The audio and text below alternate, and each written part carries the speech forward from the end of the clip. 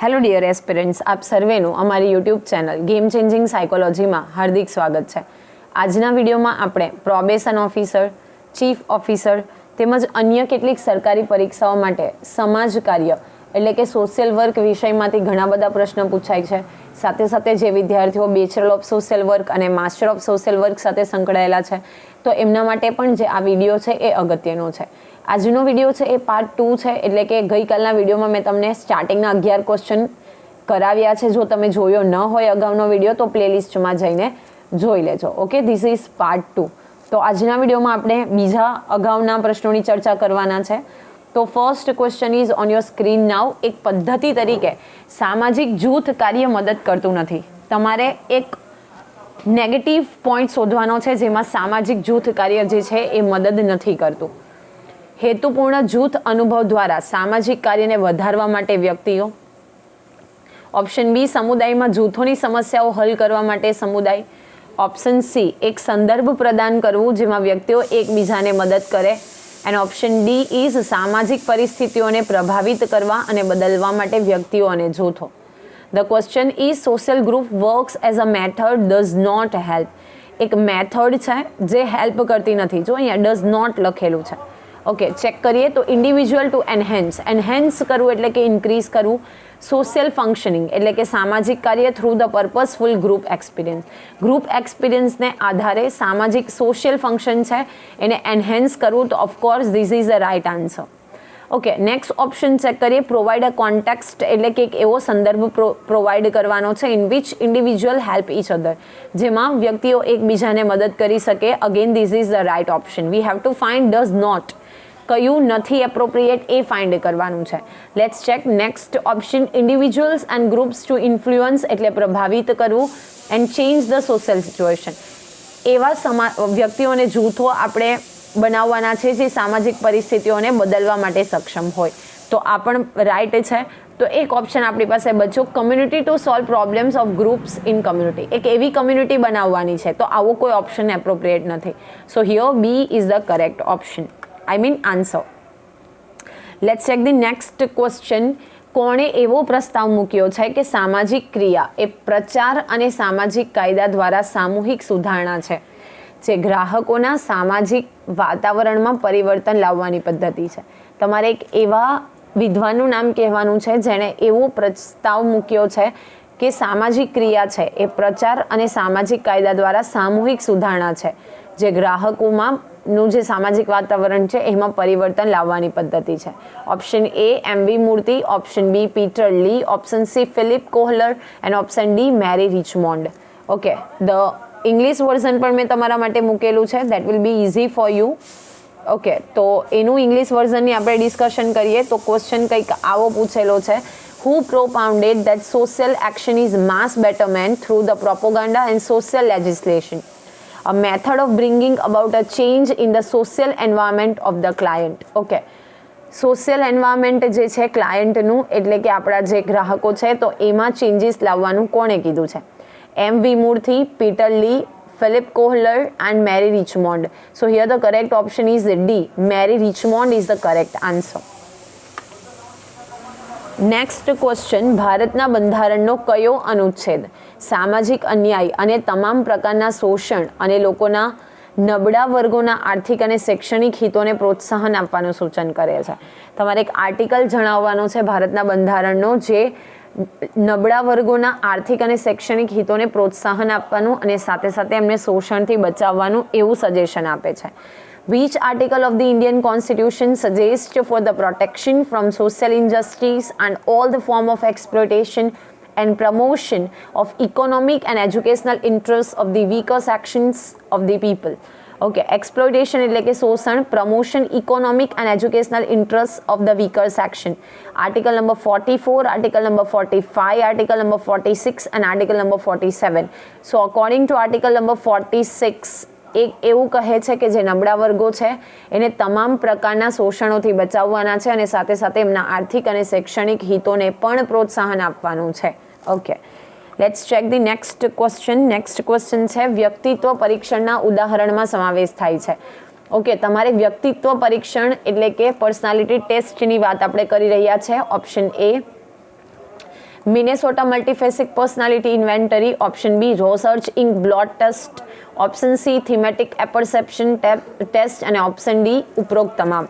Exam of personality test, જો તમને અહીં જે ટેસ્ટ આપવામાં આવેલી છે બધી જ સાયન્ટિફિકલી જે સાયકોલોજીની છે એ ટેસ્ટના નામ છે. એમાંથી પર્સનાલિટી મેઝરમેન્ટ માટે કઈ ટેસ્ટનો ઉપયોગ થાય છે એ તમારે કહેવાનું છે. Option A Minnesota multiphasic personality inventory, option B Rorschach ink blot જેને શાહીના ધબ્બાની પદ્ધતિ તરીકે પણ ઓળખવામાં આવે છે, option D thematic apperception test જેને આપણે ટેટના નામથી પણ ઓળખીએ છીએ, TAT. ઘણી બધી ટેટ અને ટાટની એક્ઝામમાં આ ક્વેશ્ચન પૂછાયેલો છે કે ટેટનું ફૂલ ફોર્મ જણાવો, તો thematic apperception test and option D is all of the above. So here all three test, that is Minnesota multiphasic personality inventory, Rorschach ink ball test and thematic apperception test. These all of the above means these all three tests are the examples of personality test. Okay, let's check the next question. United સ્ટેટ્સમાં સૌથી મોટું વ્યાવસાયિક સામાજિક કાર્ય સંગઠન કયું છે? Okay, જોવાનું છે યુનાઇટેડ સ્ટેટ્સનું સૌથી મોટું વ્યાવસાયિક સામાજિક કાર્ય સંગઠન કયું છે? Option A International Federation of Social Workers, option B National Association of Social Worker, option C American Association of Social Worker and option D ઉપરોક્ત પૈકી એક પણ નહીં. The largest professional social work association in the United States is, you have to find the largest social work association in which country? So United States. Option A International Federation of Social Workers, option B National Association of Social Workers, option C American Association of Social Worker and D is none of the above. So here the correct answer is option B National Association of Social Workers, જે United સ્ટેટ્સનું સૌથી મોટું વ્યાવસાયિક સામાજિક કાર્ય સંગઠન છે, એટલે કે ઓર્ગેનાઇઝેશન છે. નેક્સ્ટ ક્વેશ્ચન ઇઝ વ્યાપારિક યૌન શોષણ માટે મહિલાઓ અને બાળકોની હેરફેરને રોકવા માટે કેન્દ્ર સરકારની નીચેના પૈકી કઈ યોજના જે છે એ અમલમાં છે? ઓકે, મહિલાઓ અને બાળકોની હેરફેરને રોકવા માટે. ઓપ્શન એ આંબેડકર હસ્તશિલ્પ વિકાસ યોજના, ઓપ્શન બી સ્વધાર મતલબ સ્વ પ્લસ આધાર યોજના, ઓપ્શન સી ઉજ્જવલા યોજના એન્ડ ઓપ્શન ડી રાષ્ટ્રીય સ્વાસ્થ્ય વીમા યોજના.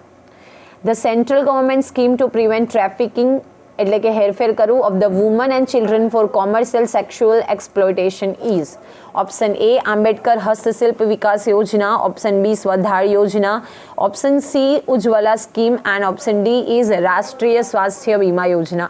સો કંઈ નહીં આવડતું હોય તો પણ તમે ડી ઓમિટ કરી શકો છો કે એ તો સ્વાસ્થ્યનો વીમાલક્ષી યોજના છે, એને પણ તમે ઓમિટ કરી શકો છો. હસ્તશિલ્પ વિકાસ એટલે કે હાથથી જે શિલ્પો બનાવવામાં આવે છે એ. સ્વ આધાર તો આવી કોઈ યોજના સાથે આ સંકળાયેલ નથી. તો ઉજ્જવલા યોજના ઉજ્જવળ ભવિષ્ય બનાવવા માટે અથવા તો એમની બાળકોની જે અને સ્ત્રીઓની હેરફેર થાય છે એને રોકવા માટે જે સેન્ટ્રલ ગવર્મેન્ટ છે એ ઉજ્જવલા સ્કીમ જે છે એ ચલાવી રહી છે. તો અગેન આ ક્વેશ્ચન ખૂબ ઇમ્પોર્ટન્ટ છે. નેક્સ્ટ ક્વેશ્ચન ઈ સભાનતા મોડેલ સાથે નીચેના પૈકી કયા જે વિદ્વાન છે એ સંકળાયેલા છે? Mary Richmond, Paul Chowdhry, Paul Freire and Perlman. Conscientization model is associated with Mary Richmond, Paul Chaudhary, Paul Freer અને Pullman. So here the correct answer is C, Paul Freer, જે સભાનતા મોડેલ સાથે સંકળાયેલ છે. તમને મોડેલ્સ સાથે સાથે કોઈ મોડેલનું નામ અને વિદ્વાન મેચિંગના ફોર્મમાં પણ તમને પૂછી શકે.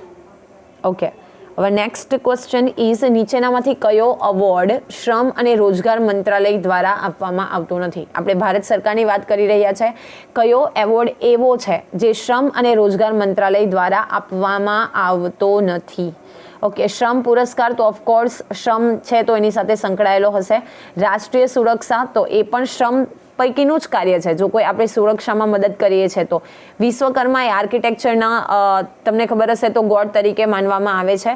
તો અર્જુન પુરસ્કાર છે એ સ્પોર્ટ્સ સાથે સંકળાયેલો છે, તો એ આપવામાં આવતો નથી. So here the correct option is D. Which among the following is not an award instituted by the Ministry of Labour and Empowerment? Option A Shram Awards, તો of course આપવામાં આવે છે. B National Safety Award, this is also right. Option C Vishwakarma Award, this is also right. But D option Arjuna Award, that is connected with sport, તો એ આપવામાં આવતો નથી. જે best athlete છે એને આ અર્જુન અવોર્ડ જે છે એ આપવામાં આવે છે. Okay, the next question is ફેરફારને હેન્ડલ કરવામાં લવચિકતા જે આપણે યુઝ કરીએ છીએ તો એને કહેવામાં આવે છે પરોપકાર, નવીનતા, અનુકૂલન ક્ષમતા એન્ડ આક્રમકતા. The flexibility in handling the change. Okay, કોઈ પણ ચેન્જ છે તો એને આપણે ફ્લેક્સિબિલિટીથી હેન્ડલ કરી શકીએ તો એ ચેન્જને આપણે શું કહીએ છીએ? ઓકે, અલ્ટ્રુઇઝમ એટલે કે પરોપકાર, ઇનોવેશન એટલે કે નવીનતા, અનુકૂલન ક્ષમતા એટલે કે એડેપ્ટેબિલિટી અને અગ્રેસિવનેસ. જો તમને અહીંયાથી જ ખબર પડી જાય કે ફ્લેક્સિબિલિટીને તમે હેન્ડલિંગ કરવાની જે આપણો એથિક છે એને પૂછવામાં આવ્યું છે તો correct option is C, adaptability. Okay, adaptability મતલબ આપણે અનુકૂલન કરી શકીએ છીએ, જે ફેરફાર છે એને આપણે લવચિકતાથી સ્વીકારી શકીએ છીએ. ધ નેક્સ્ટ ક્વેશ્ચન ઇઝ સામાજિક સ્તરીકરણના બે મુખ્ય સ્વરૂપો તમારે બતાવવાના છે, વર્ગ અને એસ્ટેટ, સમાજ અને સમુદાય, જાતિ અને વર્ગ, કુટુંબ અને સગપણ.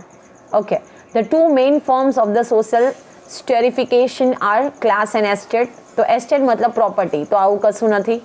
સોસાયટી એન્ડ કમ્યુનિટી, તો એ બોથ આર સેમ, આ પણ નથી. ફેમિલી એન્ડ કિનશીપ મતલબ કુટુંબ અને સગપણ, આ પણ નથી. પણ કાસ્ટ અને ક્લાસ એટલે કે જાતિ અને વર્ગ એ સામાજિક સ્તરીકરણના મુખ્ય બે સ્વરૂપ છે. તો આશા રાખું છું કે આજે જે આપણે ક્વેશ્ચનની ચર્ચા કરીએ તમને મદદરૂપ થશે અને પ્લસ તમને સમજ પણ પડી હશે. જો તમને વિડીયો પસંદ પડે તો લાઇક, શેર અને આવા જ વિડીયોની અપડેટ્સ મેળવવા માટે તમે અમારી ચેનલને સબસ્ક્રાઈબ પણ કરી શકો છો. સાથે સાથે તમે અમારી ટેલિગ્રામ ચેનલ ગેમ ચેન્જિંગ સાયકોલોજીને પણ ફોલો કરી શકો છો. Thank you for watching the video. Have a nice day.